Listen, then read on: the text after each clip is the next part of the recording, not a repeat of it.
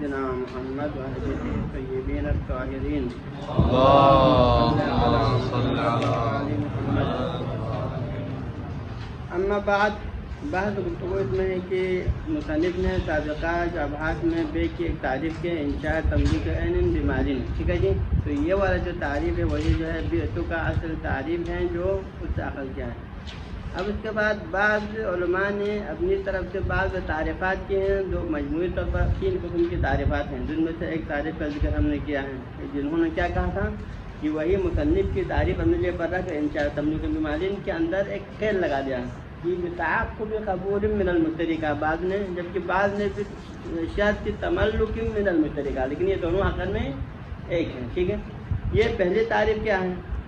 اس کے بعد اب دوسری تعریف ہے الثانی، یعنی جو دوسرا تعریف بعض علماء نے کیا ہے الاثر الحاصل من الایجاب والقبول. انہوں نے بے کی تعریف کیا ہے، بے سے مراد وہ اثر ہے جو ایجاب و قبول کے نتیجے میں حاصل ہو جاتا ہے. یعنی مطلب کہ ایجاب و قبول عقد ہے. ٹھیک ہے، جب عقد مکمل ہو گیا تو اس کا اثر کیا ہوگا، انتقال ہوگا نا، انتقال خارجی. تو انہوں نے بے کو انتقال خارجی کے معنی میں لیا ہے، خود عقد کے معنی میں لے لیا ہے، یعنی الانتقال. وہ ہوا الانتقال، اور وہ کیا ہے، اثر کیا ہے، ما ہوا الاثر، انتقال اس کا اثر ہے. کما یظہر من المبسوط وغیرہ، جیسا کہ شیخ طوسی کی کتاب مبسوط اور اس کے علاوہ دیگر بعض علماء کی عبارات سے ابن سے تراہیر ہے. ہاں جی، ابن زید کی کتاب تراہیر کے اندر سے تعریف ظاہر ہوتا ہے. ہاں جی، تو یہ دوسرا تعریف ہے جنہوں نے بے کو کس معنی میں لیا ہے، انتقال کے معنی میں. الثالث، تیسرا تعریف کیا ہے، نفس العقد المرکب من الایجاب والقبول. بعض علماء نے عقد بے کو کس معنی میں لیا، خود عقد کے معنی میں لیا ہے. یعنی بے سے کیا مراد ہے، انہوں نے کہا کہ بے سے مراد العقد المرکب من الایجاب والقبول. عقد ہے جو کہ ایجاب و قبول دونوں کا مرکب ہے. جب بائع کی طرف سے ایجاب ہوتا ہے، مشتری کی طرف سے قبول ہوتا ہے، یہ دونوں مل کر کیا بنتا ہے، عقد بنتا ہے. تو اس کے عقد کا دوسرا نام کیا ہے، بے ہے. جس کو ہم عقد کہہ سکتے ہیں اس کو بے بھی کہہ سکتے ہیں. وَإِلَيْهِ يَنْظُرُ مَنْ عَرَّفَ الْبَيْعَ بِالْعَقْدِ.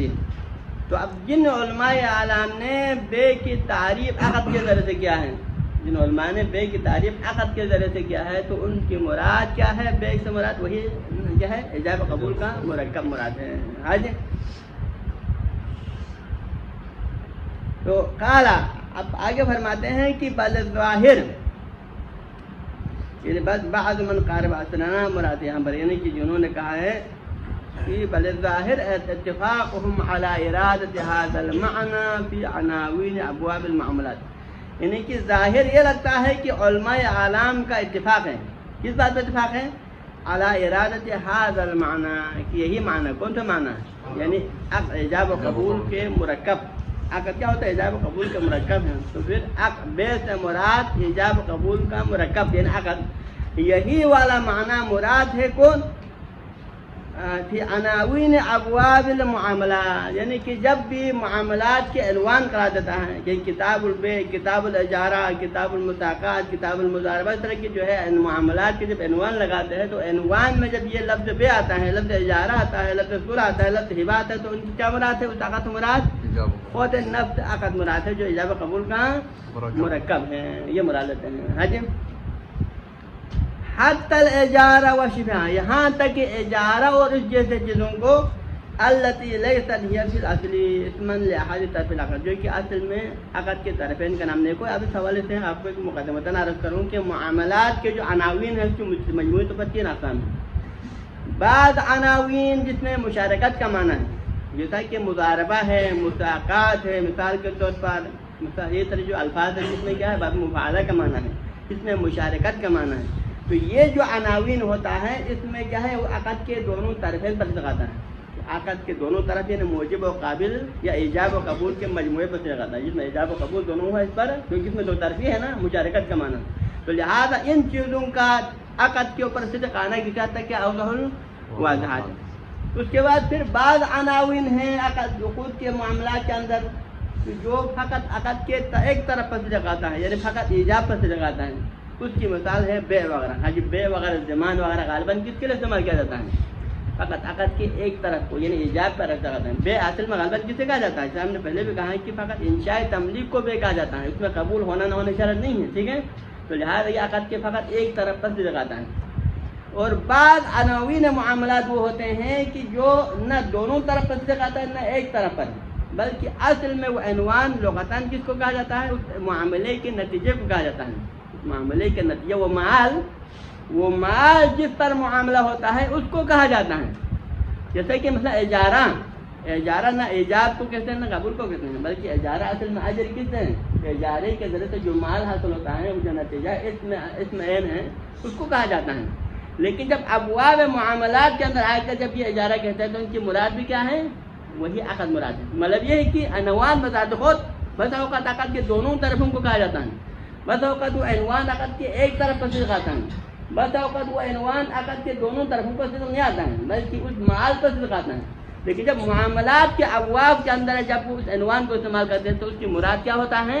وہ عقد مراد ہوتا ہے جس میں دونوں طرف شامل ہو, ایجاب و قبول کا.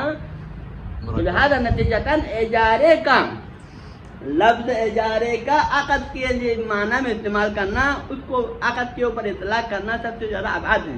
کیوں؟ ان کے اجارہ نہ ایجاب کو کہا جاتا ہے نہ قبول کو کہا جاتا ہے, عقد کے دونوں طرفوں پر استعمال آتا ہے. لیکن پھر بھی اجارے کو بھی عقد کے معنی میں وہ استعمال کر دیتے ہیں. تو لہٰذا حتیٰ کس کے لاتا ہے؟ یہ فرض اضعاف کی اشارہ کرنے کے لیے لفظ حتیٰ کیوں آیا؟ کیونکہ یہ اس کا فرض اضعاف ہے. ان بات ذکر مساقات و مضاربہ وغیرہ کا عقد پر صدق آنا اوضح ہے, کیونکہ یہ تو طرفی معنی ہے, اس میں ایجاب و قبول دونوں صدق اس میں شامل ہیں. بے کا جو ہے لفظ بے کا عقد کے دونوں طرف پر صدق آنا, عقد و قبول ایجاب و قبول پر صدق آنا کسی حد تک متوسط ہے, کیونکہ اس میں فقط عقد کے ایک طرف پر بے صدق آ جاتا ہے. لیکن اجارے کا عقد پر صدق آنا کیا ہے؟ یہ فرض اضعاف ہے, کیونکہ اجارہ نہ ایجاب کو کہا جاتا ہے نہ قبول کو. لیکن معاملات کے عنوان میں جب اجارہ استعمال کرتے ہیں تو پھر وہ اس کو بھی عقد کے معنی میں استعمال کر لیتے ہیں. حتی الاجارہ وشبہہا التی لیست ہی فی الاصل اسما لحاجۃ طرف العقد. اجارہ وغیرہ جو کہ اس کے اندر اصل حقیقت میں کیا ہے؟ یہ عقد کے دونوں طرفوں میں سے کسی کا بھی نام نہیں ہے, نہ ایجاب اجارہ ہے نہ قبول اجارہ ہے, بلکہ اصل میں اجر کسے کہا جاتا ہے؟ اس مال کو کہا جاتا ہے جو اجارے میں تو ہی ہوتا ہے. لیکن پھر بھی عنوان معاملات اور ابواب معاملات میں اجارے تو مراد کو کیا مراد لیتے ہیں؟ خود عقد کو مراد لیتے ہیں جو عقد کے دونوں طرف پر مشتمل ہوتا ہے. ختم. اب یہاں سے یہ تینوں قول ختم ہو گیا. تو نتیجتاً تو کہا نے تین قسم کی الگ سے تعریف کی ہیں. پہلی تعریف کیا ہے کہ انہوں نے کیا کہا ہے کہ انشاء و تملک عند مالین بشرط تعقب القبول من المشتری, یہ ایک تعریف.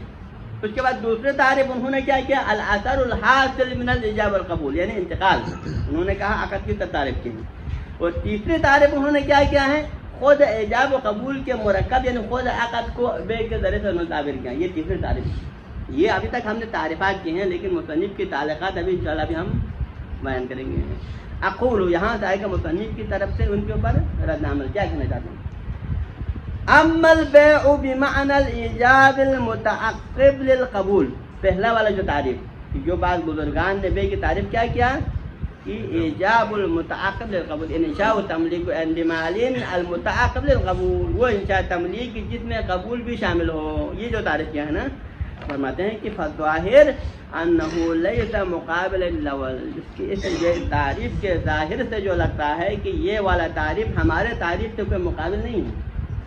ہم نے کیا تعریف کیا؟ انشاء تملک مالین کہا نا, انہوں نے اس میں تعقب القبول کے قید لگا دیا ہے. لیکن یہ والا تعریف حقیقت میں ہماری اس تعریف کے ساتھ بالکل متعارض نہیں ہے, آپس میں کوئی مقابل نہیں, بلکہ وہی ہمارا وہی تعریف ہے جو انہوں نے کیا ہے. ٹھیک ہے, نہیں ہے, یعنی وہی اس کا مرجع کہاں جاتا ہے؟ اس کا مرجع بھی ہمارے تعریف کی طرف جاتا ہے. لیکن انما ہوا فرد, لیکن دیکھو آپ بے اور فن بے کہا جاتا ہے نا, جب لفظ بے کہا جائے تو پھر بے غالباً اس کا دو فرق ہیں. ایک بے لغوی و عرفی ہے جس میں فقط بائے نے ایجاب کیا ہے, تو پھر بائے کے اپنے نظر میں کیا ہے ایجاب کرتے ہی اس کا اپنا نظر کیا ہے, پھر نظر ناقل, پھر نظر بائے کیا ہوتا ہے, وہ ہے کہ اس نے بیعتو کہا تو پھر اس کا اثر حاصل ہو گیا. تو نہ عرفاً وہ لغتاً کیا ہے, لفظ بیعتو کہنے سے ہی پہ حاصل ہو جاتا ہے. ٹھیک, یہ بھی ایک فرق ہے, لیکن یہ فرق شرع اسلام کے نظر میں, شاعری کے نظر میں مثمر نہیں ہے. شاعری کے نظر میں مثمر کب ہو جاتا ہے جب دوسرا طرف قبلتو کہے تو مطمئن ہو جائے. تو لہٰذا اگر بے کا دو فرد ہیں، ایک فرد ہیں جو ناقل کی نظر میں تو بے ہیں، عرب کی نظر میں بے ہیں لیکن غیر مثمر ہیں کیونکہ ابھی تک اس کا قبول حاصل نہیں ہوا ہے، تو لہٰذا یہ بھی بے کا ایک فرد ہے. بے کا دوسرا فرد کون سا ہے کہ جس میں قبول بھی شامل ہے اور قابل کی طرف سے مشتری کی طرف سے، تو یہ والا بے کا جو فرد ہے یہ فرد کیا شارع کی نظر میں مثمر ہے. تو لہذا نتیجتاً بے کا عنوان تو فقط ایجاب پر بھی کہا جاتا ہے، لیکن مقام عمل میں غالباً اس کا ابرز فرد عرف کا جو ہے اعلیٰ فرد کون سا فرد ہے، وہ دوسرا فرد ہے جس میں قبول بھی شامل ہو. تو اس بنا پر انصراف کہاں جاتا ہے غالباً جب بے کہنے تو اس فرد کی طرف انصراف ہو جاتا ہے. لیکن ایسا نہیں کہ جو پہلے والا بے ہی نہ ہو، وہ بے کے تعریف سے کیا ہو جائے، خارج ہو جائے. تو لہٰذا ایجاب مجرد بھی بے کے تعریف کے اندر باقی ہیں، ناقل کی نظر میں وہ بھی بے ہیں، لیکن بے کا فرد اکمل کون سا ہے، وہ قبول والا بے ہے جس میں قبول بھی شامل ہو، کیونکہ شارع کی نظر میں وہ مثمر ہے، یہ والا غیر مثمر ہے. ٹھیک ہے نہیں. تو لہٰذا کیا فرماتے ہیں، انما ہوا فرد، ہوا کہ ہمیں کہاں جاتا ہے البیع الایجاب الذی تعقبہ القبول، وہ بے کا ایجاب کہ جس میں قبول بھی شامل ہو، یہ والا جو فرد ہے فرد، یہ بے کا وہ فرد ہے انصرف الیہ اللفظ کہ جس کی طرف لفظ بے انصراف ہو جاتی ہے. جب لفظ بے کو آپ مطلقاً استعمال کریں بغیر قید و شرط کے تو پھر انصراف کی فرد کی طرف جاتا ہے، اس بے کی طرف جاتا ہے کہ جس میں قبول بھی شامل ہو. ہاں جی. فی مقام قیام القرین علی ایجاب ارادۃ الایجاب المثمر، لیکن یہ اس صورت میں ہے کہ اگر کوئی قرینہ اس کے کلام میں موجود ہو کہ یہاں پر ایجاب موجب نے ایجاب کرتے وقت کیا مراد لیا ہے، اس نے بے مثمر کو مراد لیا ہے. اس کے لیے کرنا چاہیں جب موجب نے بے کا ایجاب کیا، مثلاً بعت ھذا الکتاب کہاں، اور وہاں پر کوئی ایسا قرینہ مقامیہ و حالیہ ہو جو سمجھ میں آتا ہے، اگر آ جائے کہ اس کے مراد بے مثمر مراد ہیں، ثمر آور بے کرنا مراد ہے، تو اس وقت خود بہت اس بے کا انصراف کہاں جاتا ہے، اس بے کی طرف جاتا ہے کہ جس میں مشتری کے قبول بھی شامل ہوں. لیکن اس قرائن سے قطع نظر بے بمحل بے کیا ہے، فقط ایجاب کو بھی صدق آ جاتا ہے، قبول میں ہونا ضروری نہیں. تو لہذا انما ہوا فردن، یہ والا فرد کون سا فرد جس میں قبول شامل ہو، اس میں قبول کے پیچھے موجود ہو، یہ والا بے کا وہ فرد ہے انصرف الیہ اللفظ کہ جس کی طرف لفظ بے کا انصراف ہو جاتا ہے. کہاں پر، کہ مقام قیام القرینہ علی ارادۃ ایجاب المثمر، کہ جہاں پر کوئی قرینہ موجود ہو کہ بائع نے اپنے بے کے اندر ایجاب مثمر مراد لیا، یعنی اس کا ایجاب ثمر آور ہے، اس نے ثمر آور بے کو مراد لیا ہے. جب یہ قرینہ ہو تو اس کے انصراف کی طرف چلا جاتا ہے. ٹھیک ہے. اذ لا ثمرۃ فی الایجاب المجرد، کیونکہ اکیلا ایجاب جو مجرد عن القبول ہو اس کا ثمر آور نہیں ہو، شریعت کے نظر میں فائدہ، اگرچہ خود ممکن ہے کہ بائع کے اپنے نظر میں شاید وہ اس کو جو ہے ایجاب کیا ہو، اس کے نظر میں اس پر بے صدق آتا ہو، لیکن اس بے کے اس فرد پر جو ہے کوئی ثمر برآمد نہیں ہوتا، ثمر آور نہیں ہے، اس کا اثر مرتب اذ لا ثمرۃ فی الایجاب المجرد، اکیلا ایجاب جو مجرد عن القبول ہو اس میں کوئی ثمرہ اور فائدہ نہیں، کیونکہ شریعت کے نظر میں وہ فائدہ مند نہیں ہے. ٹھیک ہے.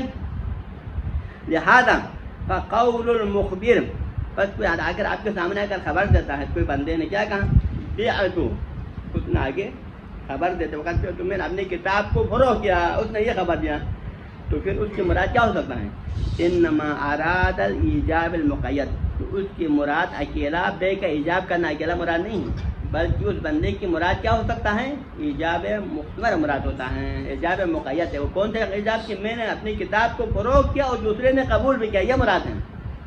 ایک بندہ ادھر اپنی کتاب کو بازار میں فروغ کر کے آپ کے پاس آ کر کہتے ہیں کہ تو حاضر کتابی میں نے آج اپنی کتاب کو فروغ کیا، تو پھر اس کی مراد کیا ہو سکتا ہے، اس کی مراد کتاب کا وہ بے مراد ہو سکتا ہے کہ جس کو کسی نے قبول بھی کیا ہے، فقط اکیلا ایجاب کرنے کی مراد نہیں ہے، کیونکہ وہ ایجاب مثمر ہے. حج القید مستفاد من الخارج، لہذا یہ والا قید کون کہ جس میں قبول بھی شامل ہے، قبول کا اس میں شامل ہونا یہ قرینہ یہ خارجی سے سمجھ آتا ہے.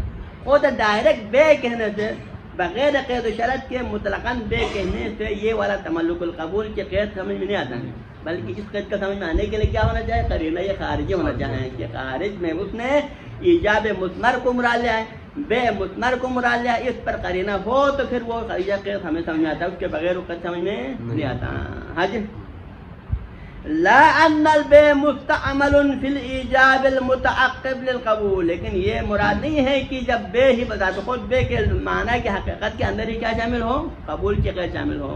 یعنی بے جب کہیں تو اس کی حقیقت اور اس کی تعریف کے اندر ہی کیا شامل ہو، قبول کی قید شامل ہو، یہ مراد نہیں ہو سکتا ہے، اس میں شامل نہیں ہے. لا ان البيع مستعمل فی الایجاب المتعقب، ایسا نہیں کہ بے اس ایجاب میں استعمال ہوتا ہو کہ جو متعاقب للقبول ہو، یعنی مطلب کہ وہ ایجاب کہ جس میں قبول نہ ہو اس پر بے استعمال ہی کرنا صحیح نہ ہو، ایسا نہیں، بلکہ بے کو اس میں بھی استعمال اگر بے کو ایجاب مجرد میں بھی استعمال کر سکتے ہیں، بے کو ایجاب مقید میں بھی استعمال کر سکتے ہیں، لیکن ایجاب مقید یہ بے کا کیا ہے، فرض اکمل ہے، لیکن خود بے کی حقیقت میں یہ جو ہے مقید قید شامل نہیں، بے کی حقیقت میں وہ قید شامل نہیں، بلکہ وہ قید امر خارجی ہے، ان کی تعریف سے خارج ہیں، وہ قرینہ خارجی سے سمجھ میں آ جاتا ہے.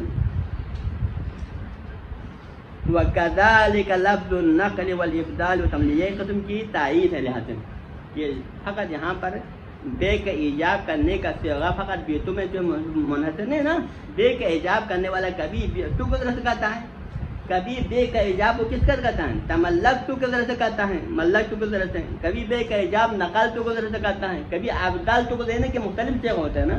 تو یہ پہلے بھی ہم نے کہا سابقہ ابحاث کے اندر کہ یہ سب مترادفات ہیں، لفظ بعتو، لفظ ملکتو، لفظ ابدلتو، لفظ نقلتو، یہ ظاہر سے کیا ہیں، یہ مترادفات ہیں. مترادفات کا مطلب کیا ہوتا ہے، ایک لفظ جب دوسرے کا مترادف ہوتا ہے تو پھر یعنی جہاں یہ استعمال کرتے ہیں وہاں وہ بھی استعمال کر سکتے ہیں. اگر اس کے اندر قید ہو تو اس میں بھی قید ہونا چاہیے، اس میں قید نہ ہو تو اس میں بھی قید نہیں ہونا چاہیے. ٹھیک، اب ہم کہتے ہیں کہ ملکتو وغیرہ بے کا کیا ہے، مترادف ہیں، جبکہ ملکتو وغیرہ کے مفہوم کے اندر یعنی قبول کی شرط نہیں ہے، وہاں پر وہ مقید نہیں ہے. لفظ ملکتو، لفظ نقلتو و لفظ ابدلتو وغیرہ جب استعمال کرتے ہیں تو اس مفہوم کے صدق آنے کے لیے مشتری کی طرف سے قبول شرط نہیں، قابل کے قبول شرط نہیں. جب ان الفاظ کے اندر، ان مفاہیم کے اندر جب قبول شرط نہیں ہے، قبول کے بغیر بھی یہ مفاہیم وجود میں آ سکتا ہے، تو پھر بے بھی اس کا مترادف ہے، اس کے اندر بھی قبول شرط نہیں ہے. نتیجتاً اگر قبول شرط ہے تو ان کے اندر بھی ہونا چاہیے، لیکن قبول شرط نہیں ہے تو بے کے اندر بھی نہیں ہونا چاہیے. آپ ان سب کو مترادف قرار دے لیکن بے کے اندر قبول کو شرط قرار دے، لیکن ان مفاہیم کے اندر قبول کو شرط قرار نہ دے، یہ صحیح نہیں ہے. کہنے سمجھ آ رہا ہے؟ وَكَذَلِكَ لفظ النقل والابدال والتملیک وشبہہ من الالفاظ المترادف للبیع، مثلا جو کہ بے کے مترادفات ہیں. ہاں جی، ما انہ لم یقل احد، جبکہ فقہاء میں سے آج تک کسی فقیہ نے بھی یہ نہیں کہا ہے کہ بأن تعاقب القبول له دخل فی معنی ہے، کہ تعاقب القبول کو بھی دخالت ہو کس میں، فی معنی ہے کہ ضمیر فی معنی ملکتو، فی معنی نقلتو، فی معنی ابدلتو. ان معانی اور مفاہیم کے مفہوم کے اندر قبول کی شرط کسی نے بھی نہیں لگا دیا ہے. کسی نے بھی نہیں کہا ہے کہ ملکتو کا مفہوم اس وقت پیدا ہو سکتا ہے جب تعاقب القبول ہو. کسی نے یہ نہیں کہا ہے کہ نقلتو کا مفہوم اس وقت تک پیدا نہیں ہوتا ہے جب تک جو ہے قبول نہ ہو، ایسا نہیں کہا ہے. بلکہ سب کا کیا کہنا ہے، قبول نہ ہو تب بھی ملکتو کا مفہوم وجود میں آ جاتا ہے، اگر قبول کی قید نہ بھی ہو تب بھی نقلتو کا مفہوم وجود میں آ جاتا ہے. جب آ سکتا ہے تو بے کے اندر بھی ہے، جتو کا مفہوم بھی تعاقب القبول کے بغیر وجود میں آ سکتا ہے.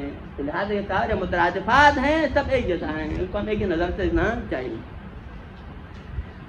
نعم، اب یہاں پر ایک بات نقطہ آپ کے ذہن میں رکھیں کہ دیکھو نقلتو جو اس کا جو ہے انتقال، یعنی انتقال ہوتا ہے، اس کی دو قسم ہوتا ہے، ایک انتقال فی نظر ناقل، ایک انتقال فی نظر شارع. ٹھیک، تو ابھی تک ہم کہتے ہیں کہ یہاں ایجاب کے مفہوم کے اندر قبول شرط نہیں ہے نقل کے لیے، بلکہ نقل حاصل ہو جاتا ہے بغیر قبول کے بھی. لیکن اس سے ہمارے مراد کی نظر ناقل ہے کہ جب ایجاب کرنے والا اپنی طرف سے ایجاب کرتا ہے تو اس کا نظر کیا ہوتا ہے، جب وہ بیعتو کے ذریعے سے بے کا ایجاب کرتا ہے تو اس کا نظر کیا ہے، اپنے استغے کے ذریعے سے اس نے مبیع کو اپنی ملکیت سے نکال دیا ہے. بیعتو کا مطلب کیا ہے، مطلب یہ کہ اس نے نقل کر دیا ہے، اس نے انتقال کر اپنے مال کو اپنی ملکیت سے نکال کر طرح مقابل کی طرف منتقل کیا ہے نا.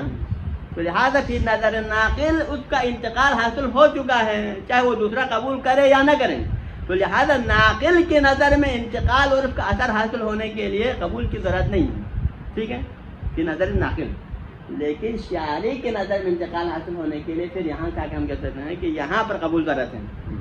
کہ اگر آپ اس بے کا جو اثر شرعی حاصل کرنا چاہیں جو کہ انتقال خارجی کی شکل میں ہے تو اس کے لیے حتماً قبول ضروری ہے، بغیر قبول کے جو ہے انتقال شرعی حاصل نہیں ہوتا.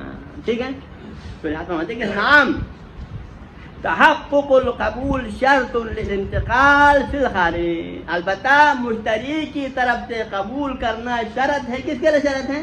شہری کی نظر میں انتقال حاصل ہونے کے لیے کہ یہ بے جو مبیع ہے مشتری کی ملکیت میں خارجاً منتقل ہونے کے لیے شرعاً اس کے لیے کیا ہے؟ مشتری کے قبول شرط. اگر مشتری قبول نہ کرے تو اس کی ملکیت میں داخل ہوتا. لا فی نظر الناقل، خود ناقل کی نظر میں انتقال حاصل ہونے کے لیے قبول شرط نہیں ہے. ناقل کے نظر میں تو اس کی بیتو سے ہی انتقال حاصل ہو چکا ہے. اذ لا ينفك التاثیر عن الاثر، کیونکہ تاثیر اثر سے جدا نہیں ہوتا. تاثیر اثر سے جدا نہیں ہوتا. کیا مراد؟ کیونکہ اس کے اپنے نظر میں اس کا خود کیا ہے؟ یہ کیا ہے؟ اثر مؤثر ہے. ناقل کے اپنے نظر میں کیا ہے؟ اس کا بیعتو کہنا ہی یہ اثر ہے انتقال کے لیے. پھر جو بیعتو کہے گا تو فوراً انتقال حاصل ہو جائے گا اس کا اثر، کیونکہ اثر مؤثر دونوں میں جدائی ممکن نہیں ہے کہ وہ ایجاب بے انشاء تملیغ کرے لیکن تملیغ حاصل نہ ہو. کیونکہ اپنے بیعتو کو تو کیا کہتا ہے؟ انشاء تملیغ کہتا ہے نا. تو یوں ہی وہ بیعتو کہتا ہے تملیغ کا انشاء ہو گیا، تو تملیغ انشاء ہونے کے بعد عملاً تملیغ حاصل نہ ہو معقول نہیں. لہٰذا ناقل کے نظر میں جو ہی ایجاب کرے گا فوراً ہی تملیغ حاصل ہونا چاہیے. وہی لا اثر مؤثر میں جدائی لازم ہوتا ہے جو کہ ممکن نہیں ہے. البيع وما يساويه معنا من قبيل الايجاب والوجوب. بس اس بنا پر بیع اور جیسے الفاظ ہیں یہ کس کی مثال ہے؟ ایجاب و وجوب کی مانند ہیں. یعنی بیع اور انتقال، بیع اور انتقال یہ جو الگ مفہوم ہے نا. بے انتقال اس بے کا اثر ہے، تو اس کی مثال کیا ہے؟ ایجاب و وجوب کی مانند ہے. تو ایجاب و وجوب کیا ہوتا ہے؟ لا الکسر والانکسار. کسر و انکسار جیسا نہیں. فرق کیا ہے ان دونوں میں؟ ایجاب و قبول کے درمیان مفاہیم اعتباری ہیں. ایجاب و قبول کے مفاہیم کیا ہے؟ مفاہیم اعتباری ہیں. جبکہ کسر و انکسار جو آپس میں کیا اثر مؤثر ہے یہ دونوں کیا ہے؟ یہ اثر تکوینی اثر کیا ہے؟ اعتباری نہیں ہے. تو لہذا نتیجتاً وجوب ایجاب کا اثر ہے. وجوب کس کا اثر ہے؟ ایجاب کا اثر ہے لیکن اثر اعتباری ہے. لیکن انکسار کسر کا اثر ہے لیکن کسر تکوینی ہے. فرض کر آپ نے توڑا کسر تو کوزے کو میں نے توڑا تو پھر انکسار حاصل ہوگا نہیں ہوگا؟ اگر انکسار حاصل نہ ہو تو توڑنے کا معنی نہیں رکھتا ہے. آپ نے توڑا تو پھر انکسار حاصل ہوگا نا. تو لہذا حتماً کسر کرنے سے انکسار یقینی ہے. کسر ہو اور انکسار نہ ہو یہ ناممکن ہی نہیں ہے. خارجاً توڑنے کا عمل حتماً وجود میں آنا چاہیے. دونوں میں جدائی ممکن نہیں ہے. ٹھیک. لیکن وجوب اور ایجاب میں کیا ہوتا ہے؟ ایجاب فرض کریں ایک بندے نے فعل امر کے ذریعے سے ایجاب کیا، مثلا فعل امر اضرب کہا مثلا یا اوکل کہا مثلا انصر کہا، تو اس کا یہ فعل امر جب اس نے یہ فعل امر کے ذریعے سے ایجاب وجود میں لاتا ہے، ایجاب حکم وجود میں لاتا ہے، ایجاب یعنی حکم، تو اس کے ذریعے سے وجوب حاصل ہوگا نہیں ہوگا؟ اس میں دو صورت ہے. اگر خود اسی بندے کی نظر سے متکلم کی نظر سے دیکھا جائے تو اس کے اپنے نظر میں تو پھر وجوب حاصل ہونا چاہیے، کیونکہ اس کے اپنے ایجاب کے ذریعے سے وجوب حاصل ہو جائے. لیکن اعتباری طور پر خارجی طور پر اس کے اپنے نظر کے مطابق کیا ہونا چاہیے؟ اس کے ایجاب سے وجوب حاصل ہونا چاہیے. لیکن وجوب حقیقتاً خارج میں حاصل ہونے کے لیے شرط کیا ہے؟ اس ایجاب کرنے والے کو مخاطب کے مقابلے میں کیا ہونا چاہیے؟ عالی ہونا چاہیے. یعنی بالفاظ اگر وجوب خارجی کے حاصل ہونے کے لیے شرط کیا ہے؟ عامر کو عالی ہونا چاہے، سامع کو دانی ہونا چاہے، تب جا کے وجوب حقیقی حاصل ہو جاتا ہے. لیکن وجوب اعتباری حاصل ہوتا ہے اس کے اپنے ایجاب کے ذریعے سے، کہ جو ہے ایجاب کرتا ہے تو اس کے اپنے نظر میں وجوب حاصل ہو گیا.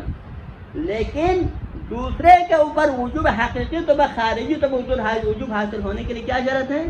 اس عامر کو عالی ہونا چاہیے، تب تک کہ اس کا حکم دوسرے پر نافذ ہوگا، وہی دوسروں پر وہ الزامی نہیں ہوتا. تو لہٰذا نتیجتاً وجوب اور ایجاب دونوں امر اعتباری ہیں، لیکن کسر انکسار دونوں کا امر کیا ہے؟ امر حقیقی وہ خارجی ہیں. ان دونوں فرق ہیں. تو لہذا یہاں پر نقل بیعت اور انتقال تو دونوں آپس میں کیا ہے؟ بیع اور انتقال آپس میں کیا ہے؟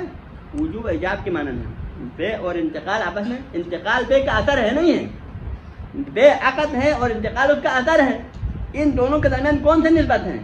ان کے درمیان وجوب اور ایجاب کی نسبت ہے. یعنی کہ بے کہتے ہی اس کے ذریعے سے انتقال کا حاصل ہونا یا امر اعتباری ہے خود ناقل کے اپنے نظر میں، لیکن ایجاب اس کا جو انتقال اس بے سے الگ ہو سکتا ہے. خارج میں خارج میں اس کا عقد وجود میں آ جائے، بے وجود میں آ جائے، لیکن انتقال ابھی حاصل نہ ممکن ہے نہیں، کیونکہ انتقال شرعی حاصل ہونے کے لیے جو ہے شاری کی طرف سے دوسرے کی طرف قبول حاصل ہونا بھی چاہیے. کما تخیلہ بعض، جیسا کہ بعض نے خیال کیا. بعض نے کیا خیال کیا ہے؟ بعض نے یہ خیال کیا ہے کہ بے اور انتقال دونوں کیا ہے انقطع انقطاع جیسا ہے. یعنی بعض لوگوں نے کیا خیال کیا ہے؟ بے اور انتقال دونوں آپس میں کس جیسا ہے؟ قصر و انتظار جیسا ہے. حالانکہ یہ دونوں قصر و انتظار کے طرح نہیں ہے، بلکہ ایجاب و قبول کی طرح. یعنی ایجاب و قبول دونوں کا نام جدائی ممکن ہے، لیکن قصر و انتظار کے طرح جدائی ممکن نہیں ہے. فتعمل، اب فتعمل میں کیا کہیں گے؟ فتعمل نہیں کہیں گے کہ یہ تو یہ جو آپ کی بات کہیں نا کہ بے ایجاب و قبول دونوں، یعنی یہاں پر بے اور انتقال آپ نے کیا کہا؟ قصر و انتظار کی طرح نہیں ہے، بلکہ ایجاب و قبول کی طرح. یہ نظر پر منحصر ہے. یہ ہر ایک ہمیں یہاں پر آپ نے دو قسم کا نظر بیان کیا ہے. ایک دفعہ آپ نے فی نظر ناقل کہا، ایک دفعہ فی نظر شاری کہا. اگر آپ فی نظر ناقل کو مد نظر رکھنے کی صورت میں بے اور انتقال دونوں کیا ہونا چاہیں؟ قصر و انتظار ہونا چاہیں. کیوں؟ کیونکہ ناقل کے نظر میں کیا ہوتا ہے؟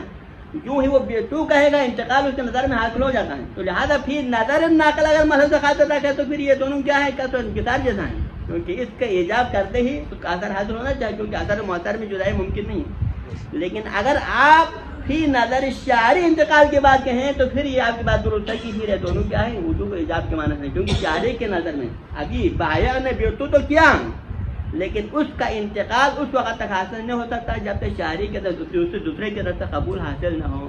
ٹھیک ہے نا؟ تو لہٰذا اس میں آپ تفصیل ہونا چاہیں. تعمل مطلقاً ہم نہیں کہہ سکتے ہیں کہ بے اور انتقال دونوں دائرے کی کیا ہے؟ قصر و انتظار کی طرح نہیں ہے، بلکہ ایجاب و قبول. یہ مطلق نہیں، بلکہ پھر ہم بھی حسب نظر ہے. اس نظر کے مطابق قصر و انتظار جیسا ہونا چاہیے، اس نظر کے لحاظ سے کیا ہونا چاہیے؟ ایجاب و قبول کے معنی ہونا چاہیے. وَمِنْهُ يَظْهَرُ، بس یہاں سے ظاہر ہے. کہاں سے؟ ہم نے کہا نہیں کہ تعقب القبول بے کے مفہوم میں داخل نہیں، اس کی تعریف میں داخل نہیں ہے، بلکہ بے بغیر قبول کے بھی حاصل ہو سکتا ہے. یہ کہا نہیں کہا. تو یہاں سے ظاہر ہو جاتا ہے ضعف اخذ القید المذکور فی المعنى البیع المصطلح، کہ جو علماء نے بے کے اصطلاحی معنی کے اندر قبول کو شرط رکھا ہے. جیسا کہ سابقہ قول کے اندر جو قول اول میں کیا کہا ہم نے؟ بے کی 3 تعریفات ذکر کبھی.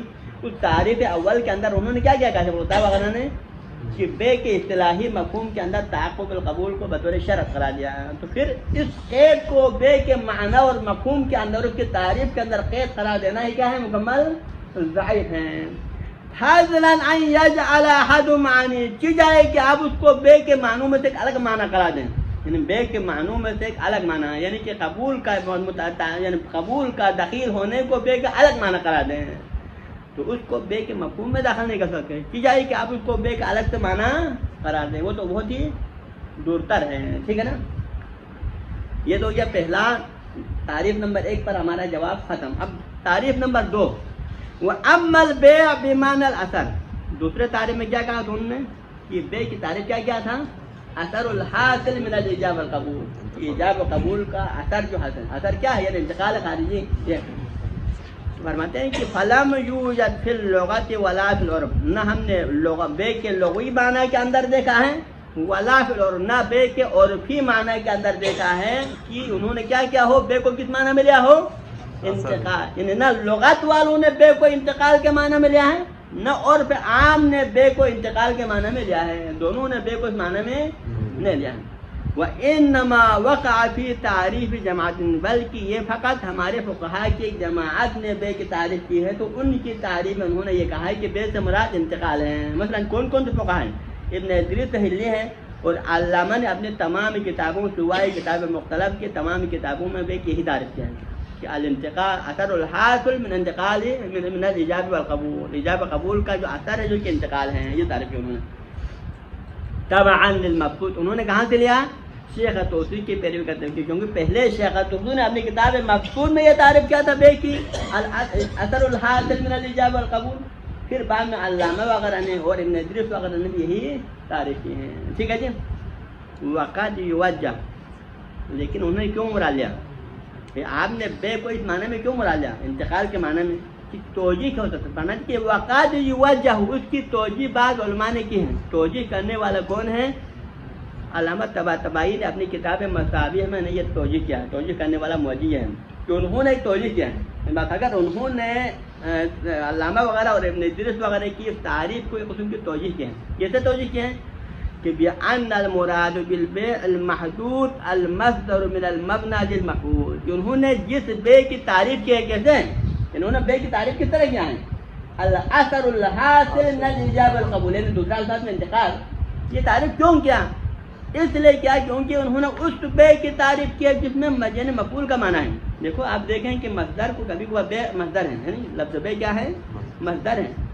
اب مصدر کو آپ لغات میں دیکھیں تو بس اوقات مصدر کو مفعول کے معنی میں لیتے ہیں، بس اوقات مصدر کو فاعل کے معنی میں لیتے ہیں، الگ الگ جو ہے مشتقات کے معنی میں لیتے ہیں. ٹھیک، غالباً اصل اول تو یہ ہے کہ مصدر کو اپنے اصل مصدر کے معنی میں ہی لینا چاہیں، لیکن آگے لغات والوں نے بہت سارے مقامات پر مصدر کو اصل مصدر کے معنی سے ہٹا کر کبھی مفعول کے معنی میں استعمال کیا ہے، کبھی کبھار فاعل کے معنی میں استعمال کیا. ٹھیک ہے، تو اب یہاں پر انہوں نے بے کی تعریف کی کس طرح سے کی، انتقال کے ذریعے سے. تو یہاں پر انہوں نے توجیہ کیا ہے کہ یہاں ان کے مراد جس بے کی انہوں نے تعریف کی وہ بے کا مصدری معنی مراد نہیں ہے، بلکہ یہاں بے کا مفعولی معنی ہے. انہوں نے اس بے کو مصدر کو مفعول کے معنی میں لیا ہے اور اس مفعول کی تعریف کی. مفعول ہے نا مبیع، مفعول کیا ہے، مبیع ہے نا. بے کا مفعولی معنی کیا بنتا ہے، مبیع بنتا ہے. تو فاعل معنی کیا بنتا ہے، بائع. مفعولی معنی مبیع. تو لہذا بات کر انہوں نے بے کو بے معنی مبیع مراد لیا ہے. اس طرح سے انہوں نے تعریف کرنے کی بنا پر اس طرح انہوں نے تعریف کیا. اگر یہ اس کا بے کا اپنا معنی لے تو پھر یہ تعریف صحیح نہیں ہونا چاہیے تھا. تو لہذا وقد یوجہ اس تعریف کی توجیہ کے بعد علماء نے کیسے توجیہ کیا ہے کہ بأن المراد بالبيع المحدود، یعنی وہ بے جس کی محدود یعنی جس کی تعریف کی گئی ہے. حد تعریف تو کیسے محدود یعنی جس چیز کی تعریف کی گئی ہے. یہاں پر اس سے مراد کون سا بے ہے، المصدر من المبنی للمفعول. یہاں پر وہ مصدر ہے جو مبنی للمفعول ہے، یعنی وہ مفعولی معنی یہاں سے یعنی کیا، عن المبیعہ، اس بے کی مبیعی پہلے کو مد نظر رکھا ہے جو مفعول کا معنی رکھا ہے. آج یہ توجیہ کے بعد علماء عالم نے ہوا تکلف حسن. تو مصنف نے فرمایا کہ یہ توجیہ تکلف پر مبنی ہے. تکلف یعنی تشبہ، تکلف انہوں نے تھوڑا سا النگاری سے کام لیا ہے، لیکن تکلف تھوڑا بہتر ہے، حسن ہے.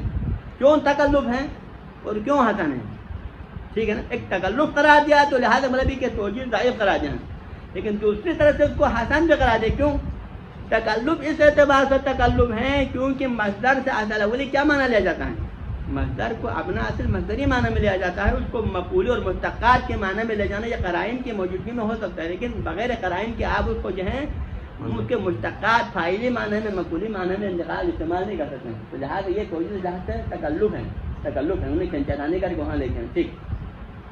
اور تکلف حسن کیوں ہے، حسن اس اعتبار سے ہیں کیونکہ آپ مصدر کو اس کے مشتقات میں تبدیل کرنے سے اس کا وہ مصدری معنی، دیکھو مصدری معنی اور جتنے بھی مشتقات اس کے اندر باقی ہوتا ہے. ٹھیک ہے، آپ دیکھیں گے مصدر ہوتا ہے نا، وہ مصدر آپ اس مصدر سے 100 مشتقات بھی بنا دیں لیکن ان تمام مشتقات کے اندر مصدر کا اصل معنی وہ نہیں ہے، مصدر کا اصل معنی تبدیل نہیں ہوتا ہے. آپ جتنے بھی مشتقات میں لے جائیں مصدر کا اصل معنی ہم جگہ پر ضرب کا معنی، اب ضرب کا ہے، یضرب کا ہے، ضارب کا ہے، مضروب کا ہے، مضرب کا ہے، جو بھی ضرب کا اصل معنی ہے نا اس کے اندر. تو نتیجتاً آپ اس توجیہ کے کرنے اس کو مفعول کے معنی میں استعمال کرنے سے اس کا مصدری معنی اپنی جگہ پر باقی ہے، وہ تبدیل نہیں ہوا، کسی اور معنی میں بدل نہیں گیا. اس بنا پر یہ تکلف تھوڑا کیا ہے، حسن ہے، یہ غلط اور باطل نہیں ہے. ٹھیک ہے، ختم. وَأَمَّا الْبَيْعُ بِمَعْنَى، اب آتا ہے تیسرے معنی کی طرف کہ تیسرے تعریف کی طرف جو بعض علماء نے کیا ہے کہ عقد، انہوں نے بے کو کس معنی میں لیا ہے، خود عقد کے معنی. عقد کیا ہے، ایجاب قبول کا مرکب ہے نا، عقد ایجاب قبول کا مرکب عقد. ہاں جی، اب یہ تعریف کس نے کی ہے، فقد صرح شہید الثانی رحمہ اللہ، شہید الثانی رحمۃ اللہ علیہ نے صراحت کے ساتھ کیے ہیں. کیسے کیا انہوں نے پہلے یہ تعریف ذکر کیا پہلے شہید الثانی نے، اس کے بعد آگے فرمایا بِأَنَّ إِطْلَاقَهُ عَلَيْهِ مَجَازٌ، یعنی اطلاق لفظ البیع علی العقد، لفظ بے کو عقد کے معنی میں استعمال کرنا یہ مجازی ہے، یہ استعمال حقیقی نہیں. وہی لا بے اصل میں عقد کو نہیں کہا جاتا ہے. ٹھیک ہے جی، بعد ہے کہ انشاء تملیک اس کے اثر کو وجہ سے تملیک کے انشاء کرنے کہا جاتا ہے، خود عقد کو نہیں کہا جاتا ہے. لیکن بے کو عقد کے معنی میں استعمال کرنا استعمال مجازی ہے. لیکن جب استعمال مجازی ہے تو پھر لفظ کو معنی مجازی میں استعمال کرنے کے لیے کوئی علاقہ ہونا چاہیے. معنی حقیقی اور معنی مجازی کے درمیان میں کیا ہونا چاہیے؟ کوئی رابطہ اور علاقہ ہونا چاہیے. بغیر علاقے کے آپ کسی معنی مجازی میں استعمال نہیں کر سکتے ہیں. اب آپ سوال کریں گے کہ یہاں پر مجازاً عقد کے معنی میں کیوں استعمال کیا؟ کون سا علاقہ ہے اس کے درمیان میں؟ کیونکہ علاقہ سببیت و مسببیت ہیں. کیونکہ عقد سبب ہے اور انشاء تملیک اس کے لیے کیا ہے؟ مسبب ہیں. تو لہٰذا انہوں نے لفظ عقد تو مسبب کا نام ہے لیکن اس کو کس معنی میں استعمال کیا؟ سبب کے معنی میں استعمال کیا. تو مسبب کے نام کو سبب کے معنی میں استعمال کرنا کیا ہے؟ یہ معنی استعمال ہے مجازی ہیں. ٹھیک ہے نا؟ یہ علاقۃ سببیہ یعنی لفظ عقد کو لفظ بے کو عقد کے معنی میں استعمال کرنا یہ مجازی ہے. لیکن مجازی میں کون سا علاقہ ہے؟ سبب و مسبب کا نسبت کے درمیان میں موجود ہیں. حاجم اب یہاں پر کون سا سبب کی بات ہے؟ کیونکہ ہم نے پہلے کہا نا کہ سبب ایک دفعہ خود موجب کی ایجاب یہ خود ایک سبب بنتا ہے ایک انتقال اعتباری کے لیے. کیونکہ ناقل کے اپنے نظر میں انتقال تو خود ایجاب سے حاصل ہو جاتا ہے. لیکن یہاں پر آپ کس مسبب کی بات کرتے ہیں؟ آیا اس مسبب کی بات کرتے ہیں جو خود ناقل کی نظر میں ہے یا اس مسبب کی بات کرتے ہیں جو انتقال بھی نظر شارع ہے؟ تو فرماتے ہیں کہ یہاں پر سبب سے مراد اس سبب کی بات ہے جو مسبب خارجی کے لیے شارع کی نظر میں انتقال کے لیے. وہی ہم نے پہلے بھی کہا ہے کہ خود ناقل کی نظر میں سبب کے وجود مانے مسبب وجود مانے کے لیے کیا چاہیے؟ خود ایجاب کافی ہے. کیونکہ ایجاب کرتے ہی اس کا اپنے نظر میں انتقال حاصل ہو جاتا ہے. لیکن انتقال خارجی اور انتقال شرعی کے حصول کے لیے عقد ہونا چاہیے جس میں ایجاب قبول دونوں. تو لہٰذا ایجاب قبول کا دونوں ہونا کس انتقال کے لیے شرط ہے؟ انتقال شرعی کے لیے شرط ہے. لیکن انتقال اعتباری اور انتقال پھر نظر شارع کے لیے خود اکیلا ایجاب ہی کافی ان کے لیے قبول ہونا ضروری ہے. تو لہٰذا یہاں پر مراد مسبب سے کون سا مسبب مراد ہے؟ مسبب کی نظر شارع مراد ہے. مسبب کی نظر ناقل مراد نہیں ہے. حاکم والظاہر ان المسبب ہوا یہاں پر مسبب سے مراد یعنی شہید کی مراد کون سا مسبب ہے؟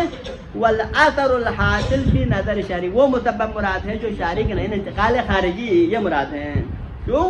لأنہ المسبب عن العقد کیونکہ وہی انتقال خارجی خود عقد کا مسبب ہے. عقد کون سا عقد کا؟ جو ایجاب قبول دونوں کا مرکب ہے اس کا مسبب ہوتا ہے. وَإِلَّا فالانتقال فی نظر الناقل لا يتوقف على القبول خود ناقل کے نظر میں مسبب کے حصول کے لیے قبول کی ضرورت نہیں ہے بلکہ اس میں ایجاب ہو تو کافی ہے. ایجاب قبول دونوں کا مرکب کس کے لیے چاہیے؟ انتقال خارجی کے لیے. تو لہٰذا لأنه کی کہا جاتا ہے لأن الانتقال الخارجی فی وہ انتقال فی نظر الشارع مسبب عن العقد وہ عقد کا عقد کون سا عقد؟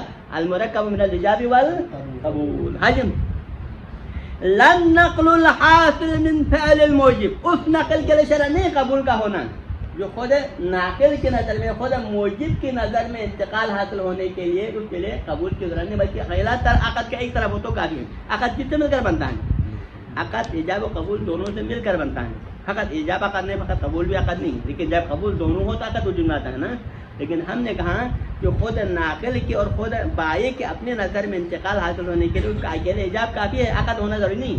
عقد وجود میں آنے کی ضرورت ہے لیکن عقد پورا وجود میں آنے کی ضرورت کب ہے؟ جب شرعی انتقال کے لیے چاہیے تو انتقال خارجی کی شکل میں. حاجی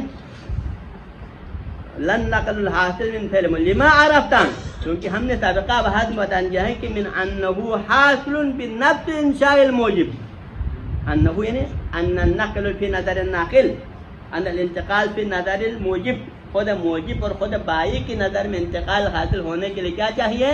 حاصل بنفس انشاء الموجب اس کے اپنے انشاء سے حاصل ہو جاتا ہے. موجب نے جب ایجاب کیا اس ایجاب کا انشاء کیا تو اس کی انشاء کے ایجاب سے ہی اس کے نظر میں نقل حاصل ہو جاتا ہے. پھر متعلق کی قبول کی کوئی ضرورت ہی نہیں ہے. من دون توقف علی شیء اس کی ایجاب حاصل ہونے کے لیے اس انتقال کی نظر الموجب کے حاصل ہونے کے لیے لا يحتاج الى قبول من المشتري او الى شيء آخر اس کے لیے متعلق کی قبول کی کوئی ضرورت نہیں بلکہ اس کے اکیلے ایجاب سے ہی وہ نقل حاصل ہو جاتا ہے. حاجم مثلا کی مثال کیا ہے؟ وہی کا حصول وجوب الضرب فی نظر العامر بمجرد الامر. مثلا ایک عامر نے حکم دیا اپنے ایک بندے سے اضرب زیدن زید کو مارو اضرب چلے امر کی شکل میں اس نے ایجاب کیا جیسے کہ وہی ایجاب قبول ایجاب و وجوب کی بات آتا ہے. تو یوں ہی یہ بندہ اضرب کہہ کے ایجاب وجود میں لاتا ہے تو اس تعریف حاکم کے نظر میں جس نے اضرب کا حکم دیا ہے اس متکلم اضرب کہنے والے متکلم کے اپنے نظر میں اس اضرب کہتے ہی وجوب حاصل ہو چکا ہے. وجوب اپنے نظر میں وجوب اس کے اضرب کہنے سے حاصل ہو جائیں لیکن وجوب خارجی طرف مقابل پر الزام کا وجوب کب حاصل ہوگا؟